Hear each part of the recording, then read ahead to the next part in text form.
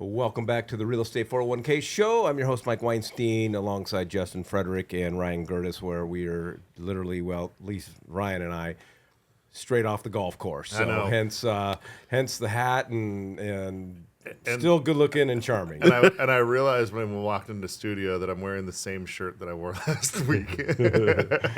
Well, anyways, great news. Today, our 200th episode.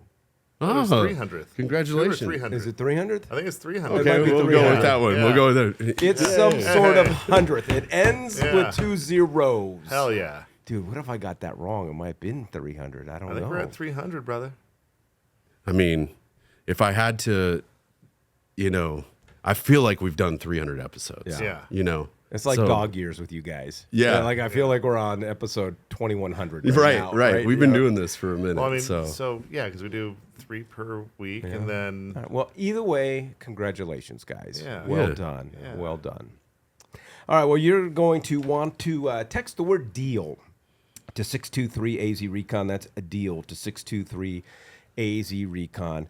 I'm always reading the news, and there's always these people. There's so many real estate articles out there that if people just didn't have the truth, they would be walking away from some incredible opportunities. And this article I came across, and if you want to get a hold of the article, you can go ahead and text the word deal to 623 AZ Recon. If you don't understand the market and you read this article, you would probably walk away from every house on the face of the planet. And the article was the 6 red flags resulting from your inspection report that should cause you to pause and walk away from the deal. And I'm just going to go through the 6 of them because with today's market, the way that I believe it's a buyer's market, and with the amount of inventory that's continuing to grow and days on market, for me, these red flags pose an opportunity. And so the 6 issues were major structural issues, roof replacement. are we gonna talk about each No, one? no, we're just going to Okay. go into our strategy, and you can comment on them. Outdated systems, mold, electrical, and septic, which you don't see a ton here in the valley, but there definitely exists. And my feeling is if we're doing a home inspection, and the way that sellers need to sell, and they want to sell, and they're dealing, if any of these major issues pop up, I'm not as concerned because we're going to go after the seller to remedy these. For instance, if the roof is shot, people go, well, I don't want to buy a house with a bad roof. But what if you can get a seller to pay for a brand new roof? Now you're moving into a house that's got a brand new roof that's got 25 to 30 years of life on it. And the first one that you threw out there, the major structural issues, it's funny how, I mean, we've been doing this for decades, and what one person's definition of a major structural issue is versus another. And then on top of that, because if you're not familiar with the inspection process, the first thing that we do is we get a general inspector and a termite or wood-destroying organism inspector out there, usually at the same time. And they're not going to tell you, hey, your roof has 5 months left on it, or your AC has 2.5 years left on it. What they're going to do is they're literally just going to say, hey, look, looks like the roof, has seen better days, and it might be near the end of its life. And the same with any of those other big things or major structural issues.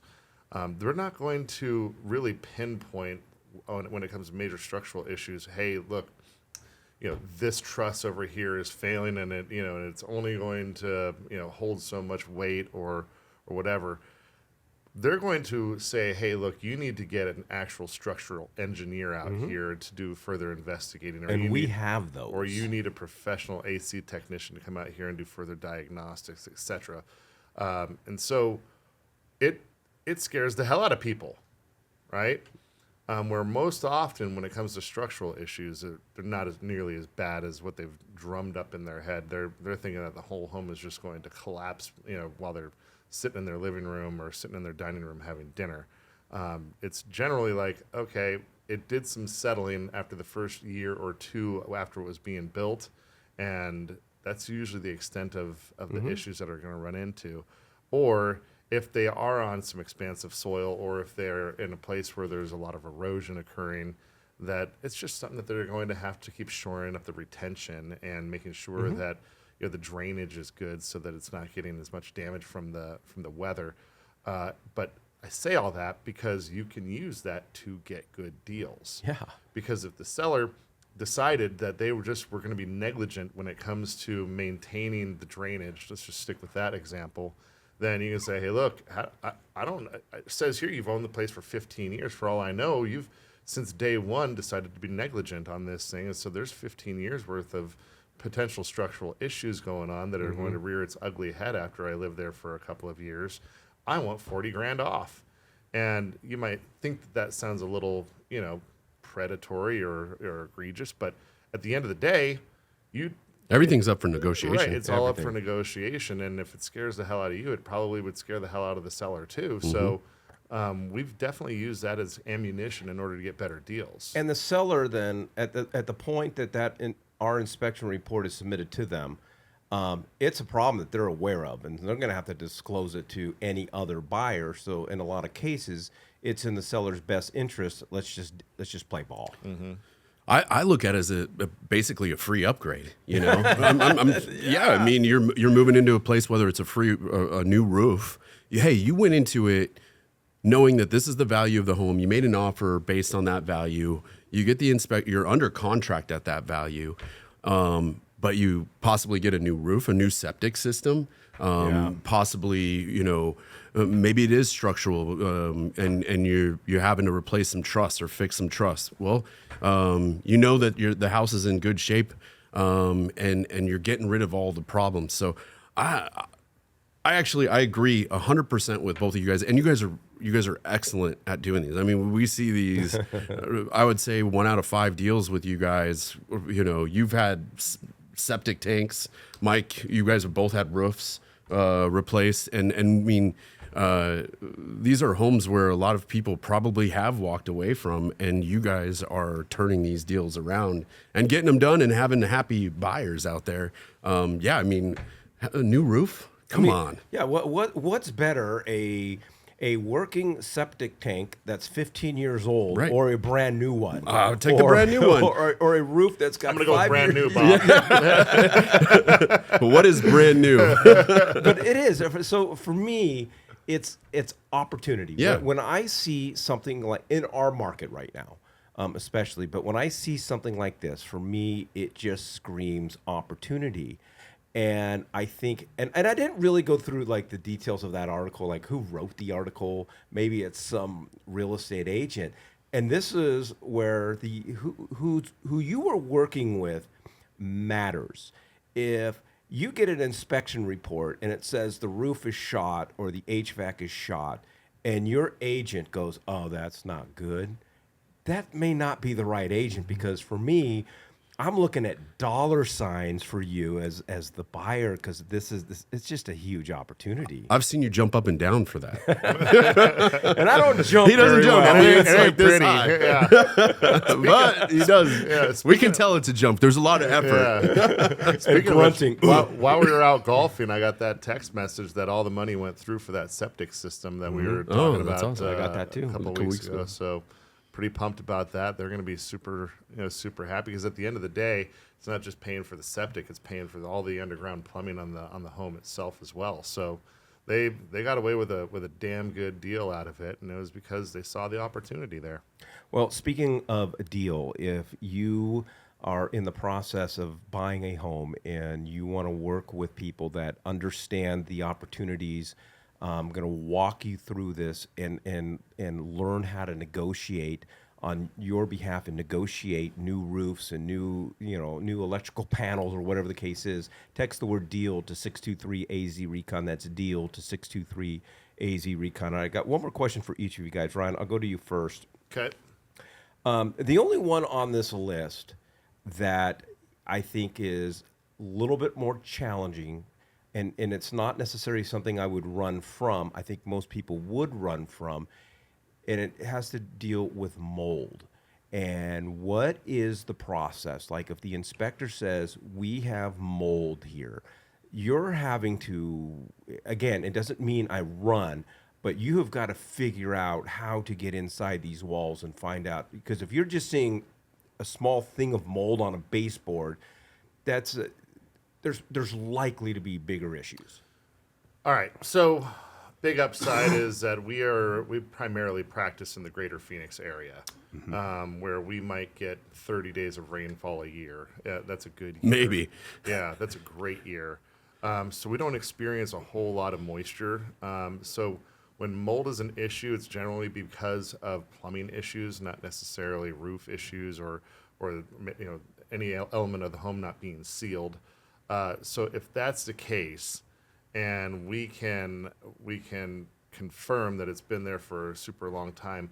If it's been there a long time, it's usually pretty evident. You're going to see swelling drywall. You're going to see water stains on wherever it is.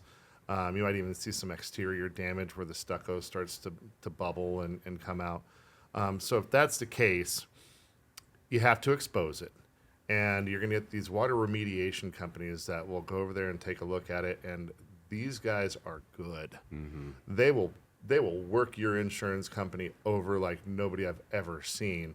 We had one where there was a plumbing leak that was only like 5 days old, and they went over there and billed the insurance company north of $50,000 to remove the bottom 3 feet of the drywall throughout the house, which probably didn't need to be done, but okay.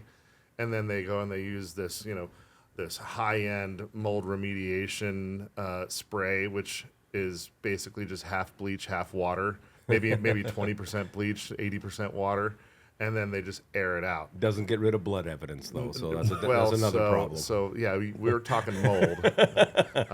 You said bleach and water. So I watch a lot of shows, man. I watch a lot of Dexter. What? So you might think, oh well, Ryan, that's a little too blasé for me. I'd want something that was a little more in depth. You can go get some of the expensive stuff from Home Depot and do a lot of do-it-yourself. There's 1,000,001 channels out there. Moral of the story is, for us during the inspection period, we use HCP, and they do go through with a moisture detector, like detector radar gun or whatever the heck that they go over there, and they can actually get about, I don't know, anywhere from 4 to 6 inches behind the wall and detect how much moisture is there, if any. Because most of the time, when we see evidence of water damage, it's usually old. And then they'll go over there and they'll put the detector up there and they'll see no moisture back there. And if there's no moisture, then chances are there is no mold. Yeah. So for me, I don't run from it, but we're mostly going to see them in kitchens and baths, and that's the most expensive part to do any remodeling on. So you could get a new kitchen and a new bathroom. I'm looking right? for a new kitchen or a new bathroom if I'm seeing evidence of active moisture.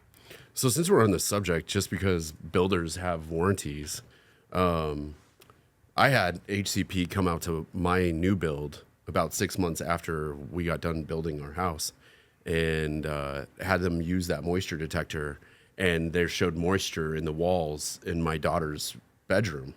And so we ripped open the wall, and there was mold all over the place. Really? There was even mushrooms growing.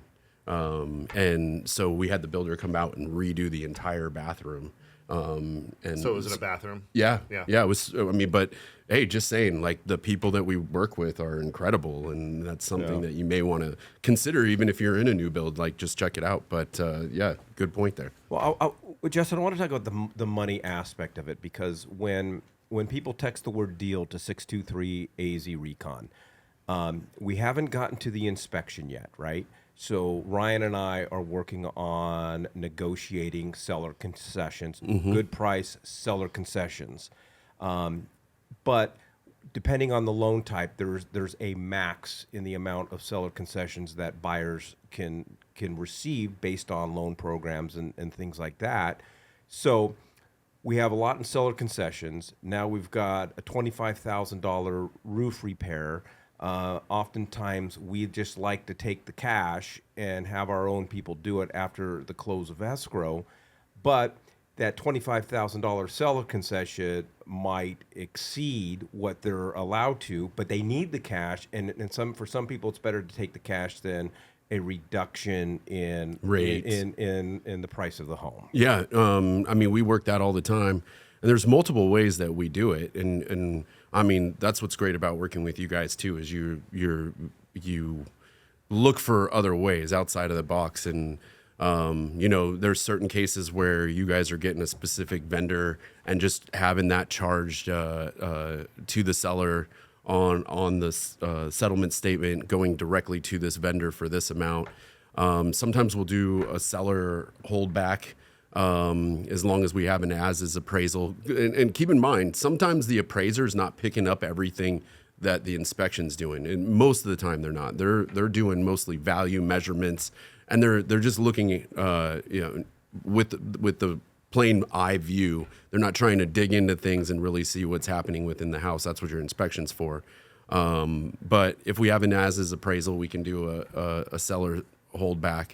We can't really do a buyer side holdback for roof things, safety issues, you know. So a roof would be considered a safety issue, but you know, even mold, we wouldn't be able to do anything with. Septic tanks, the same thing. So a lot of times we got to get really creative with this. But I mean, have we ever had a time that we haven't figured it out? And we always figure it out. We always figure it I mean, out. it's real quick with us too. It's easy for me to explain to you guys. And I'll tell you, you know, I work with a lot of people, a lot of agents, and sometimes this can be a multiple week conversation.